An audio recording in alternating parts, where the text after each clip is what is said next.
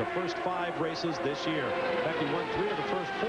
The first driver since Mario Andretti in 1985 to accomplish that feat. And you see their relative speeds. So Ribeiro is definitely closed up. He's moving along at a much bigger clip. You can see the different lines those two drivers are taking. Vassar being able to run more of a bowl line going through turns 1 and 2. Ribeiro using up a little bit more racetrack, as we call it, running a high-low high line. High on the entrance, getting low in the center, trying to get a run off the turn, and running high on the exit. Two very similar cars. Reynards with Honda Power and Firestone Tire. The battle is for second. We'll be back with more from Michigan after these words. Sweet mystery of life, at last I found thee. I know at last the secret of it all. Wow, what a machine. Oh, yeah. But why did you keep asking me to signal? Nothing performs quite like it. The V8-powered E420. Before cars had phones, cup holders, or even roofs, Mobil Oil was there. When Lindbergh crossed the Atlantic, Mobil was on board. Mobil was in the world's first minivans, in the first space shuttle, and in the tanks of Desert Storm. So if you think that all oils are alike, think about something. At Mobil, we've been changing oil for over 125 years. You know, a lot of people who work on their cars will only shop at AutoZone. They depend on us for the best quality parts and low prices every day. They come in, get what they need, and then get back to work. Because you see, they believe if you want the job done right, you do it yourself. Well, at AutoZone, we couldn't agree more. Because when you take the time and the effort to work on your car yourself, you ought to be choosy about where you shop. We just thank you for choosing AutoZone.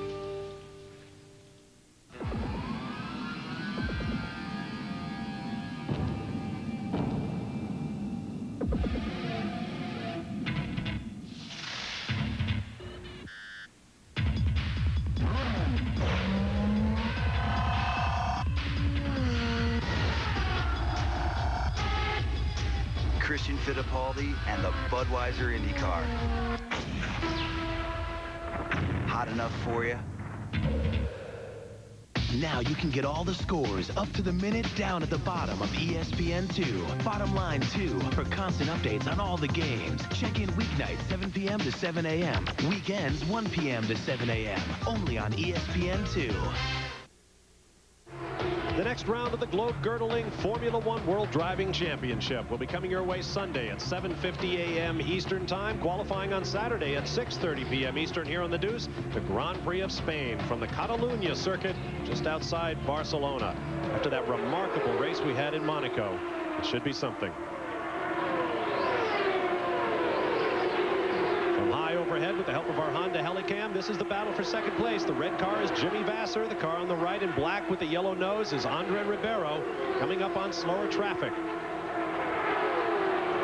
Now both those cars will be feeling a little bit of disturbed air from the car up in front, as we saw down the back stretch. Vassar getting just a little bit of a tow, as we see is happening here now, and he'll want to get a good clean run going high into turn 1.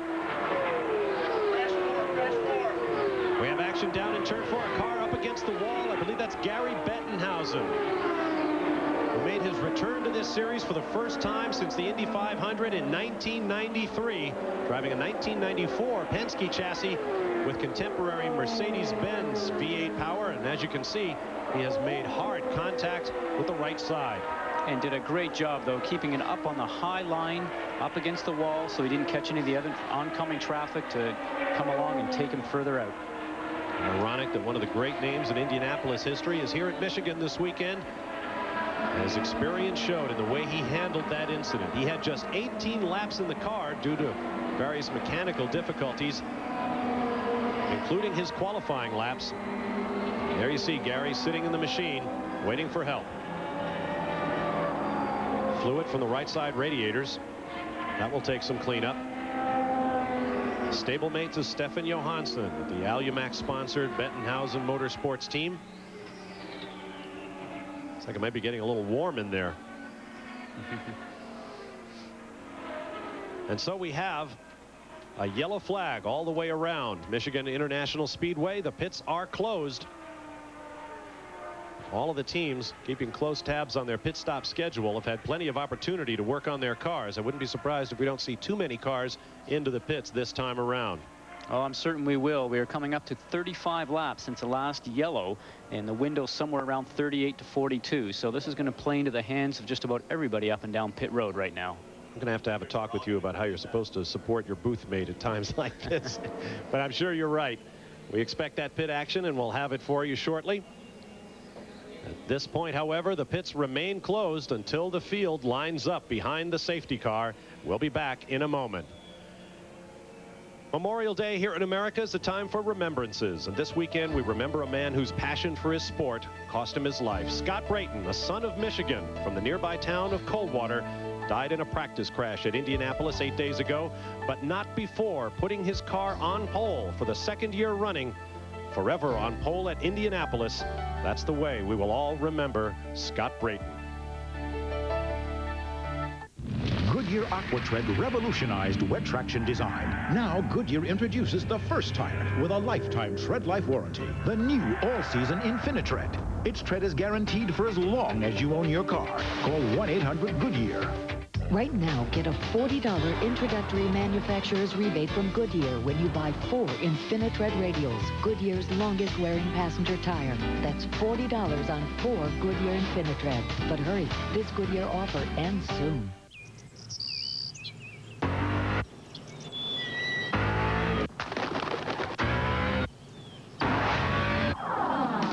The new 4.6-liter V8 Mustang GT and the new limited edition 305 horsepower V8 Mustang Cobra. Hello. Not since Mr. Ed has a horse spoken so clearly. Whoa, Wilbur. You've got 700 horsepower trucks. You've got Craftsman tools. You've got heart-pounding, bone-rattling, eardrum-busting speed. What else do you need for a perfect Sunday afternoon? The NASCAR Craftsman Truck Series, brought to you by Craftsman. The only tools tough enough for Craftsman trucks.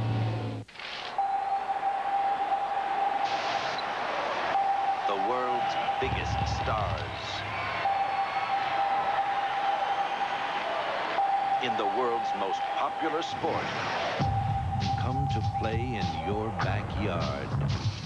It's the birth of a new league, MLS on ESPN. DC United versus New York's New Jersey Metro Stars, Thursday at 7:30.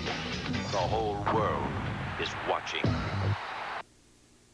Welcome back to Michigan. You ride with Gilles de Ferran as the pits are now open. Pit activity continues. I'm Bob Barsha along with Scott Goodyear. James Allen, Marty Reed, and Jan Bikas are in the pits as our live coverage continues of the inaugural running of the US 500. Lead lap cars coming around.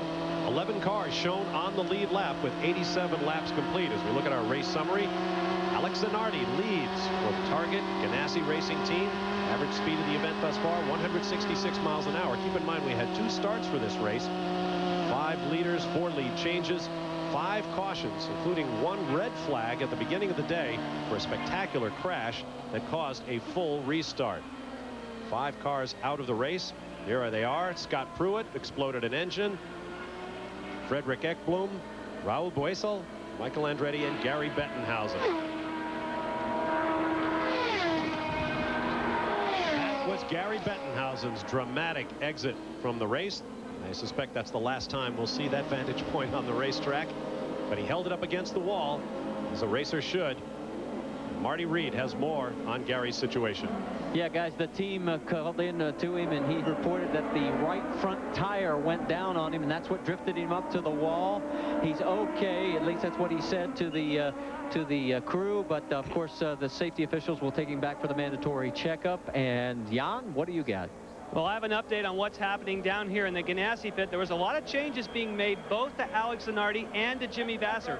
Jimmy Vasser said his car was unstable, so they changed the rear wicker bill, put more downforce there, and raised the front wing, so more overall downforce for Jimmy Vasser. Alex Zanardi, on the other hand, was fairly happy. They just made a small adjustment with the tire pressures, but the only thing was a big concern. He did just barely brush one of Vasser's tires when he was leaving the pits, but IndyCar said, no, just a brush. He didn't run over everything. There's not going to be a penalty. Let's go down to James Allen. A miserable day for Penske's at the moment. Both Paul Tracy and Alan Sir Jr. have been suffering some quite bad handling problems. Tracy's been twisting his wing one way and the other, and he just came over the radio a second ago to say he just cannot live with Zanardi. Now, I don't know whether Penske's have had to keep the rev limit on their Mercedes engines. I know some of the Ford runners had to do that. Honda certainly don't. You can just see the power of those Honda engines. They'll be able to rev right up to the maximum of their band, and everybody else just seems to be watching and just wishing they had a Honda engine right now. Well, keep in mind, you can't rev to the top of your rev range long and expect to last 500 miles. Honda, no question, the leader in the horsepower wars, around 900 ponies in each of the Honda-powered cars. We'll be back in a moment. Again, we remain under a yellow flag. We expect a double file restart shortly. We ride with Christian Fittipaldi. Much reduced revs from what we see at these cars at top speeds, touching at 230 miles an hour around this 2-mile D-shaped oval. Pit stops completed for most of the cars at this point. There's a look at our running order with 88 laps complete. Alex Zanardi led the most laps thus far. Greg Moore just behind him in second. Then Andre Ribeiro, Jimmy Vasser, Mark Blundell, Gilles de Ferran, Parker Johnstone, Brian Herta, Mauricio Gugelmin, and Bobby Rahal round out the top 5. See the field snaking through the site of Gary Bettenhausen's contact with the wall. He is out and okay. There you see the cars out of the race at this point. Gary Bettenhausen, of course, Juan Fangio, Michael Andretti. Hiro Matsushita has been warned that he is traveling too slowly on the racing line. Let's get down to Jan Bikas. In the Ganassi pits, what they are doing with Alex Zanardi is they have noticed he's been getting awfully close to Jimmy Vasser's pit. So they are actually changing the tape marks down here at the moment to move him back a few inches to be sure that not only does he line up with the fuel tank, but it gives him a few more inches to actually get out of the pits. I mentioned last time when he left here, he just brushed the rear wheel of Jimmy Vasser after that had been changed. Now, of course, he used all the steering lock he had, so the crew has decided to move him back just a few inches. I suppose that's one of the downside risks under the new pit rules, which bring in all of the cars on the same lap at the same time, is that you don't have time to space your cars. You have 2 cars out there. You want to get them both in at the same time so as to get them back out and still maintain positions. That's certainly a downside, because especially when 2 guys are running up front like both Jimmy and Alex are, you have nothing but any choice in the world to bring them both in at the same time, because you can't play favoritism. Now, for those of you who are just joining us, we were about an hour late getting underway, and this was the reason. The cars on the left of your screen, the front row of Vasser, Fernandez, and Herta coming around to take the green. Fernandez and Vasser got together, and a melee ensued that damaged at least 12 cars in the field. No one hurt, but we had a lengthy red flag while the field reformed in backup cars or repaired race cars, with the exception of Fernandez. You look from Michael Andretti's car as he works his way through debris flying in every direction.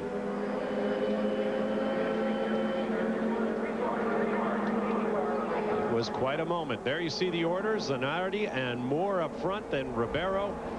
Rest through the top 12. We'll be back. A